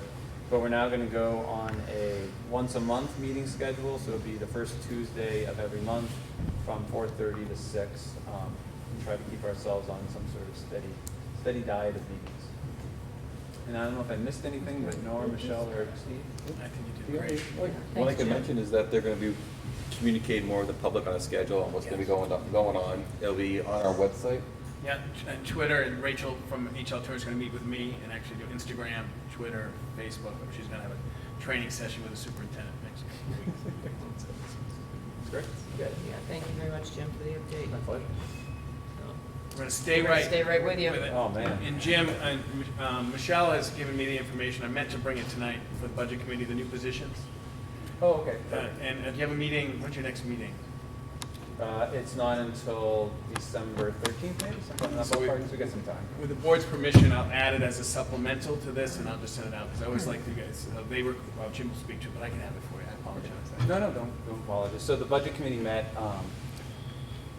and I think there's three items I think worthy of at least bringing up. So the first, well, more than that, but the first one is around what I think Steve's mentioning. There was an inquiry.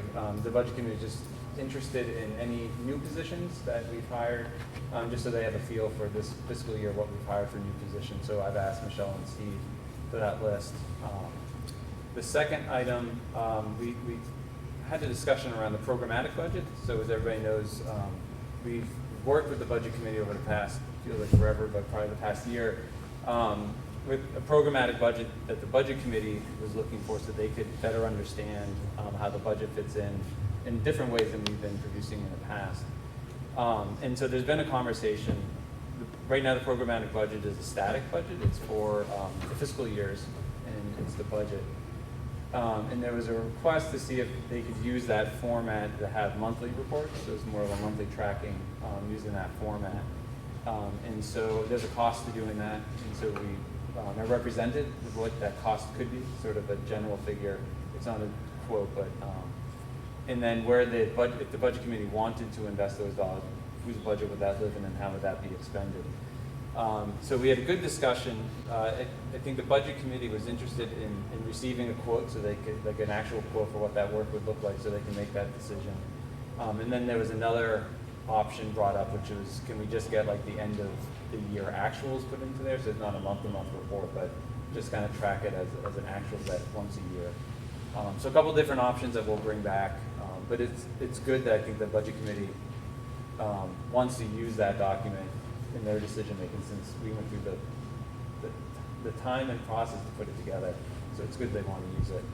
And then the last item that they discussed that's relevant to our ongoing work the next couple months is just around the increase in state aid that both the schools and the town received.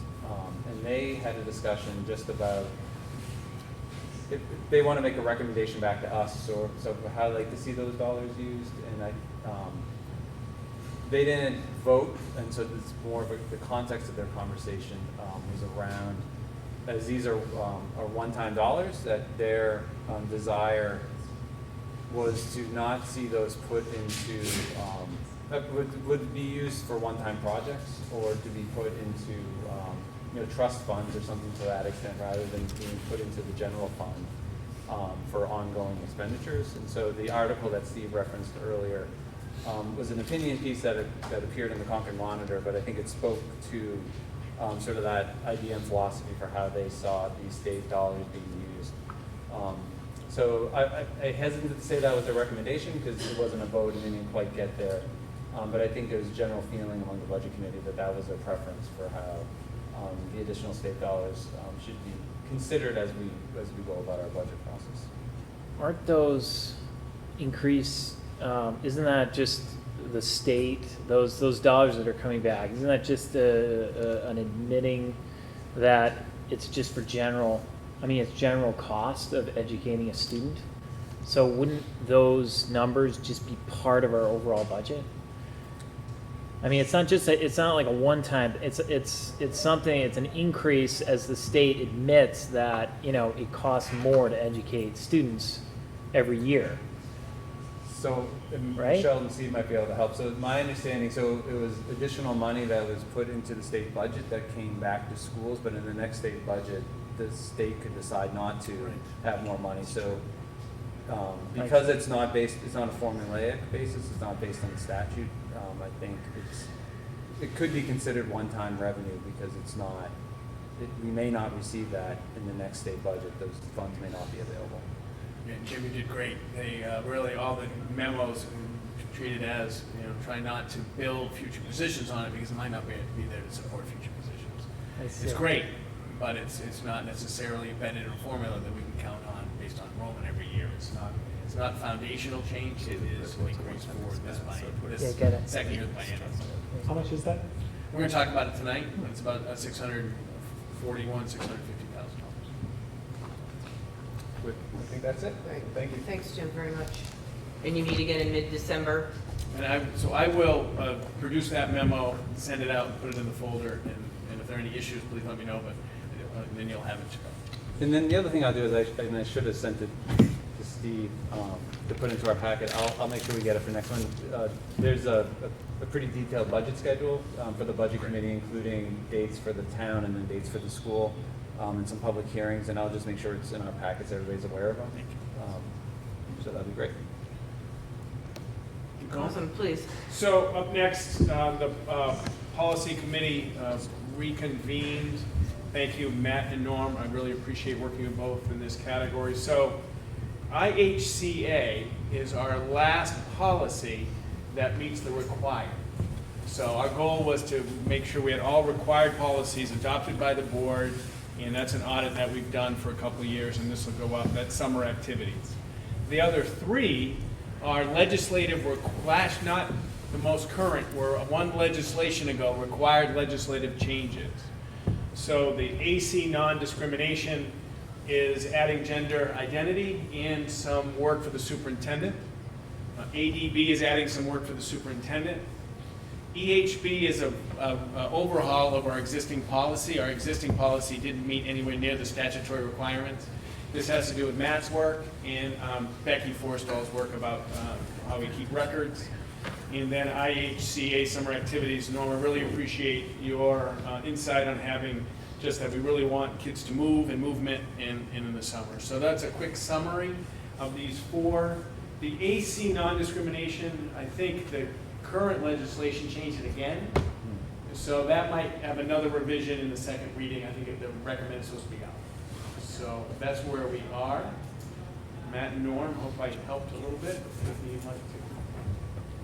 I just had a question on the data record retention policy, and it's more a question of process. So in the policy, it states that the superintendent shall develop procedures. Where would we house those procedures? And who's involved in that? Because obviously there's electronic work that has to be done. Someone has to be responsible for making sure that those pieces are done on a regular, timely basis. So how do you manage that? Sometimes we include them in our leadership team materials. Sometimes it's faculty handbook. This policy requires Becky and Matt to pretty much dig in and make recommendations on both those sides of the aisle. Okay. And they will inform the procedures. To be honest, Matt is my go-to on records. Becky is my go-to, as you heard, on FERPA and any special ed records. So both of those positions contain the procedures regarding their areas of responsibility. Okay. So that's outlined in those procedures as to who's responsible for what aspects of the retention. Okay. So when it says the superintendent, I yell at those guys. That's all right. Or designee. Designee. Everybody okay? Yeah, that's great. Thank you. Norm, Matt, you okay? Good, great, thank you. We're going to have an edit on one of those, right? Yes. Yeah, we talked about that. Yeah, it just didn't get in, but it will be for the second reading. Okay. I've got the notes. Great, thank you. No, thank you. So the next one, so if you remember a couple years ago, we tried to get Mr. Walensky and Mr. Tobin to come into a joint meeting with Hillsborough. It came too close to the political world. But Mr. Tobin, who was a lead attorney on the Claremont case, has been traveling, and he came to Hopkinton Rotary. And I don't know if Michelle remembers. Do you remember when he came? It was Irv Gordon, actually. Irv brought him, and it was a very well attended and a lot of energy in town. He really liked the response. He really talked about Hopkinton punching above its weight, how much it performed for really having a small, very low property value. Had a chance to talk to him a couple of times. We actually worked, if you remember, we did the state budget simulation. That came from that too. So John, Attorney Tobin called last week and asked if Hopkinton would consider joining a friend of the court brief, an amicus brief, regarding the Conval case. They're trying to look at different types, like he's got dairy, he's got Berlin, it's different size in different areas.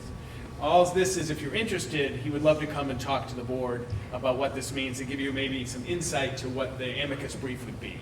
This isn't decision tonight. This is, are you interested in me giving a hold of John? And it really comes at a good time because we're going to be deep into budget, so the school funding comes. I did give him the date of the first meeting in December, if you'd like him to come. I don't think he'd more than 15, 20 minutes. But if it's the will of the board, I will invite him.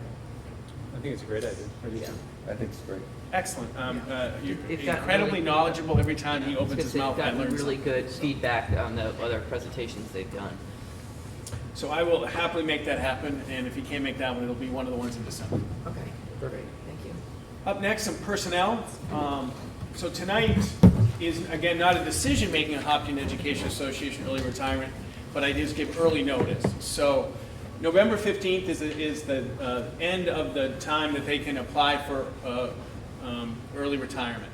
So as included in the packet, we have 4 teachers who have requested to participate in early retirement. Sheila Conley, Deb Jones, Jim Brazard, and Pam Moskal. So I put in the packet, I think I'd write how you select. So the board is only required by contract to approve 3. The board can approve more. I think when you'll see the October financial, it'll be Michelle's and my recommendation that we don't exceed the contractual obligation. So the process, they apply, you grant, and then they confirm. So typically it's the first meeting of the budget process that's an action item. Hopkins School Board recommend whoever it is and then I send a letter, and then they have until April 1st, March? I think March. 15th? There's a date, and I'll get it for you, that they have to March. confirm by, yeah. So that's where we are. Any questions about that? This is pretty much regulated by the collective bargaining agreement. So when do we make a decision on that? The first meeting in December, the next meeting. And then they have a chance to opt out. So they have to opt in by a certain date. Everybody okay? The next, as I talked about, very pleased to bring 2. Oh, I'm sorry, just on that one, just so I understand the process. So if we go with 3 out of the 4 and then 1 opts out before the March date, then I assume the next in line is then? You are not compelled to, but you have the option. We have the option to. The Okay. contract says you have to offer it to 3. Okay, but it's not that we have to grant. Correct, Okay. and that happened last year. We did not grant the 3rd, but we did meet the requirement of the contract. You offered it to 3 and someone withdrew. Okay. But you That's do fine. have the choice. Is that okay? That's great, thank you, appreciate that. And I'm sorry, one more clarifying question. Sure. Are all of these teachers full-time? Or does that not matter? Does it only apply to full-time faculty? No, there's a different formula for part-time, but these are all full-time. Yeah. We did have one teacher who ended up .9, and we built a different formula for the retirement system for that. Okay. But these are all full-time. David Pearson, I did add Tyler's letter in the packet. Graduate of Hopkinton High School. Very fine. His dad worked for us for a while. Enjoyed talking with Tyler very much. Those are action items at the time. Everybody okay? Mm-hmm. Michelle is going to present the October financial. Sure. In the online packet is the financial, kind of going into what Steve just talked about. So just so that you're aware, I built in that 3 retirements were going to happen in this, I guess, worst case scenario example that I give here. Some that might not think I do that, I just wanted to point it out because obviously it would make it a lot grimmer. You know, the unfortunate thing is, you know, there are never-ending changes that happen with either personnel, with their benefits, that things happen in their life that change things, and or kids' needs change. So this is what I know as of now. And I'd be happy to answer any questions. The number that keeps me up at night is this number. It's the capital reserve, 41,857. A couple years ago we were at 300. Last year 138. This is a different type of number. I don't know if I've seen 5 digits instead of 6 digits at this number in a long time. So that's, we've talked about. We started this year with controlled spending, and I'll go into the next 2 action items. So, and what Bill alluded. So. Part of our unreserved fund balance is part of the revenue that goes to the sets of the tax rate. That's part of our financial picture. The $650,000 revenue is certainly more than the delta that we're down in the unreserved fund balance. So that's good news.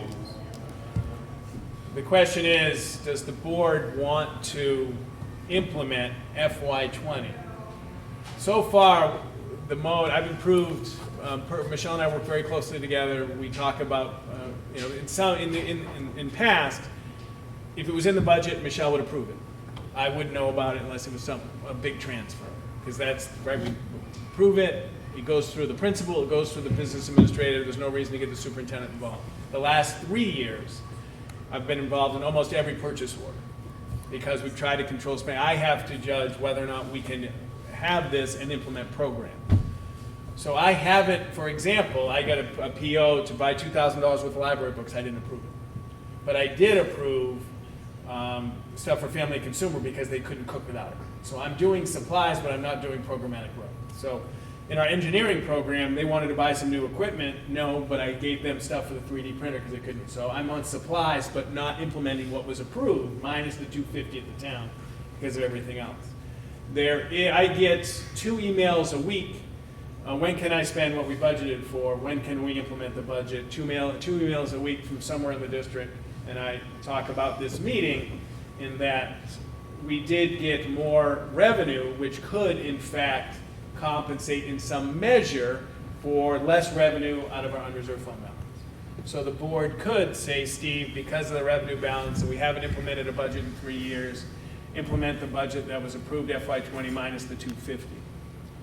And that means that 41 probably wouldn't change that much. It would be low all year. Or the board could say, we really have to have as much unreserved fund balance. Freeze it. We talk about assistant coaches in the spring. We can go, certainly no programmatic change, bare minimum, and the superintendent works with the business. And sometimes, I mean, Michelle and I work very close. Sometimes it's 6 or 7 times a day we check. And so it's not really a tonight thing because we only have about 6 school days between the next meeting. But some direction, I think, as Bill said, some of the angst is the lack of clarity from their superintendent. That, we're waiting. We got the number. The November 15th number is $641,000 more in revenue in our next budget than we got this year. That is, and Michelle and I believe, that's guaranteed by the state. It's a 1-year thing, though. I'm not saying we have to go hire 4. Michelle and I are both. We're not talking about hiring 4 people. But do you want to accept that revenue in our financials that allow us to implement FY20?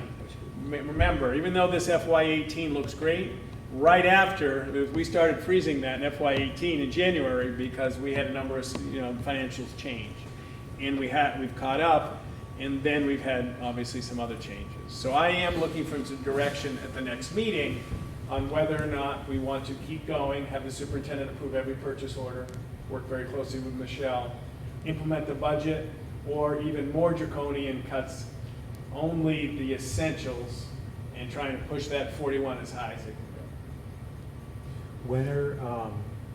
When is that 641 expected to be? So that will be put in the financial when our second meeting is revenue. Right, but that won't come in until next year's budget. Next fiscal year. Yeah. Okay. But it's the same time, like normally, if we had $500,000 left to fund balance, Yeah. so it is in the same Right, time. whatever's left over goes as a revenue item for the following year. Right. So they are connected. So what did we, and I don't remember the figure we had in our. So we haven't done 20 anything budget. for this next Yeah, we haven't fiscal said year. it yet. So it's But the we second. passed, our budget that we passed, we had an anticipated revenue for fund balance. So we already did that when we took out the 175, and so we met the obligation for the tax rate. So now we're on a new fiscal, we're Yeah. thinking about this fiscal year for next year's budget that Steve and I haven't even come to. So it's Usually still- what we come to like understanding of what we're gonna put before to you guys, and then you guys. So we bring a recommendation to you at the second meeting when we talk revenues. Right. But I guess maybe I'm just confused. So in the current fiscal year we're in, when we passed the budget in March, what did we have in there for an anticipated use of fund balance? Well, when we went, it's like 400, well, we didn't meet that, but with the 175, we met everything. So I think it was around 460-ish thousand. Okay. And I've talked, through the last few budgets, I've talked about resetting the reserve, because the higher it goes, you've got to find it. And remember, Michelle, she'll put $100,000 in food service, and I'll cut it. Because we're already $100,000 low because we don't fund the food service. I mean, that's coming up. It's not a tonight thing.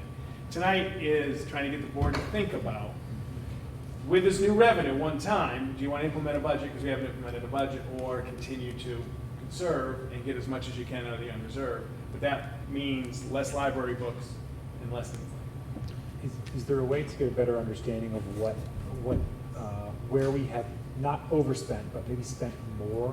Sure. To assess whether, like, is this people? Do we overspend on people? Have we spent Some of more on that's other non-public. areas? I'm happy to talk about it with non-public because it's related to very specific cases. Yeah, it just might help in the decision making, because if it's all people, we want to make sure that we're providing like services for programs. And we can go global, but happy to do that next meeting. It'll probably come up anyway. Okay. So that's really two agenda items. So the new adequacy, the state number minus last year's adequacy was 641. That's the new number. And then think about how that impacts FY20, one we're in right now. Everybody okay? When does the state reconvene to see if they're going to do that again? The next biennium. So there is a school funding commission, and there's also a court case, and that's why Mr. Tobin's going to come. 2021. Okay. Thank you for coming. Bye, all. Everybody okay? Yes. Then there are.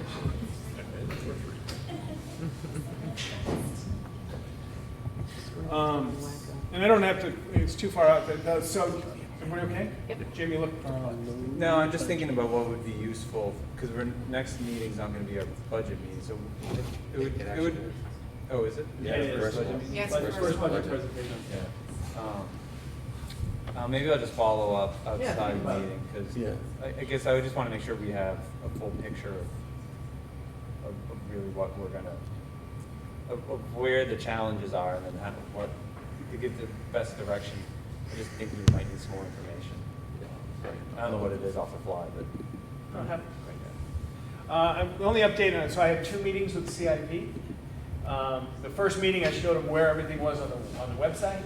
Honestly, they were absolutely right that they needed to look at long pieces of paper and see projections. So the second meeting, I brought them all our financial pictures, and with Michelle's incredible effort on our maintenance plan, we're starting to take the maintenance plan and build it into every item on the CIP. Roofs are in, boilers are in, floorings are in, and I'm hoping to get some pro bono work from maybe our OPM to help us, or Siemens help us, how long does this stuff last. So they were pleased with where we're at. They certainly would like more, and everything out, how many years does this last? But we told them every boiler was installed, every year the flooring was installed, when it's being replaced, and Michelle has kept up with the maintenance plan, including our 3 2019 boilers are all in there, our pellets and all that stuff. So it's all updated live online, and I think I'm going back in 2 more weeks because the chair of the committee had to step out, so I just hung out for a little while and gave him a brief update. But I'll be going back, but between Michelle and me, we will build it out and keep making progress. Neil and Jay Burgess has helped me a lot, Neil's helped me a lot. So I think the language was they appreciate that it's getting better and better. But I think they would like it to go a little bit more. But I've had 2 meetings with these wonderful people. I want to thank you for going. I know you asked you months and months ago. I think it's great that the school district's back in there and sharing this information. I think I'm going back in a couple weeks too. Thank you. And 3 donations tonight. We have a donation for Osram for the robotics, 650 PTA for emergency kits, 525 for a Chamber of Commerce grant from Mr. Woolner, and we said up to 8,000 for the sign. I think that was the number. 8,000 for the sign, okay? Wait. We said up to 8,000. I would say up to 4. Oh, 4. 4,000? It would cover, it would be 8 if we were going to sign. Oh, gotcha, that's where I got it? Yeah. So, but up to is fine. Yeah, up to is fine, yeah. So that's, You're gonna get the sign, not actual Right. What? Up to 8,000 materials and labor for the installation of the sign. That's what. That's we what, don't- that's what the PTA agreed to, up to 8,000? That's all we got. Yeah. All right, great. Thank you, guys. And so we have one more opportunity for public comment. Thank you guys for sticking around and for the rest of the meeting. Is there anything else you would like to provide to us? Any more comment? And a big thank you again to all of you for all your hard work in supporting the district and everything that goes on here. So you got it. I just wanted to clarify something. It's sort of a question, but you don't have to answer it. Just as far as the deferred maintenance, has that begun yet, or is that contingent upon the bond? So once the bond goes through, then we can start the deferred maintenance. Right, it's all in the same package, except one of the things under Michelle's insistence, the roofs are starting. Highest priority, the roofs. Okay, so those will be beginning. This, they're trying to get people under roofing contracts like in March. They want to do it this summer. Okay. They've been going through the list. They, the architects and stuff, they've been going I up saw there. that on the CFP. Yeah. I just didn't know if the work was able to start sooner than the bond numbers. Same time. Yeah, no, so we need the CM on board? Okay. Right. And so. And then some of it will be cash flow, and so if you don't have the bond on, so there's Right. short-term borrowing that we can do. I think part of it is to get the workers lined up. And then, Because we know winter's coming and it's. Thank you. Good Thanks, questions. Andrea. All right, so in the packet was all of the materials, and again, Steve has indicated he'll put a couple more things up into the folders for us. All the dates, including the Shed a Light on Bullying next week, Thanksgiving break, and then we roll into our budget meetings for the month of December. Yes. Excellent. At this point, I'd like to run through the action items. I'll take a motion for the Hopkinton School Board to approve the superintendent's recommendation to accept up to $8,000 in materials and labor for the installation of a new sign at Maple Street School. So moved. With big thanks, I'll second. Any further discussion? And again, thank you again to the PTA and all your efforts to make this happen. All in favor? Aye. Any opposed? Motion carries. Take a motion for the Hopkinton School Board to approve the superintendent's nomination of David Pierce, HSD Night Custodian Supervisor, pending final approval of the superintendent of schools. So moved. Second. Any further discussion? All in favor? Aye. Any opposed? Motion carries. Take a motion for the Hopkinton School Board to approve the superintendent's nomination of Tyler Campbell, HMHS Night Custodian, pending final approval of the superintendent of schools. So moved. Second. Any further discussion? All in favor? Aye. Any opposed? Motion carries. Take a motion for the Hopkinton School Board to approve the superintendent's recommendation to accept a $1,500 donation from OSRAM in support of the robotics team. so moved. Second.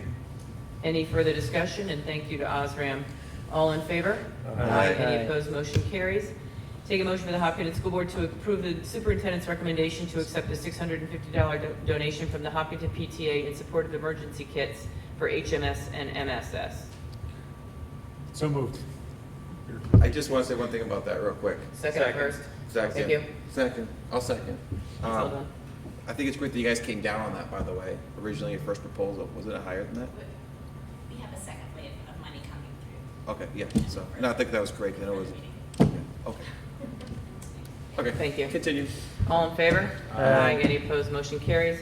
Take a motion for the Hopkinton School Board to approve the superintendent's recommendation to accept a $525 donation from the Greater Concord Chamber of Commerce in support of Mr. Woolner's request for a business grant at HMHS. So moved.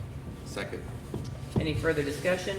All in favor? Aye. Any opposed? Motion carries. We have a need for a non-public session for the discussion of matters as per RSA 91-A:3, Roman numeral 2, A, C, and I. So moved. Second? Seldom seen eye. Yes. Yes. Yes. Yes. And yes, thank you very much. And thank you all for staying tonight.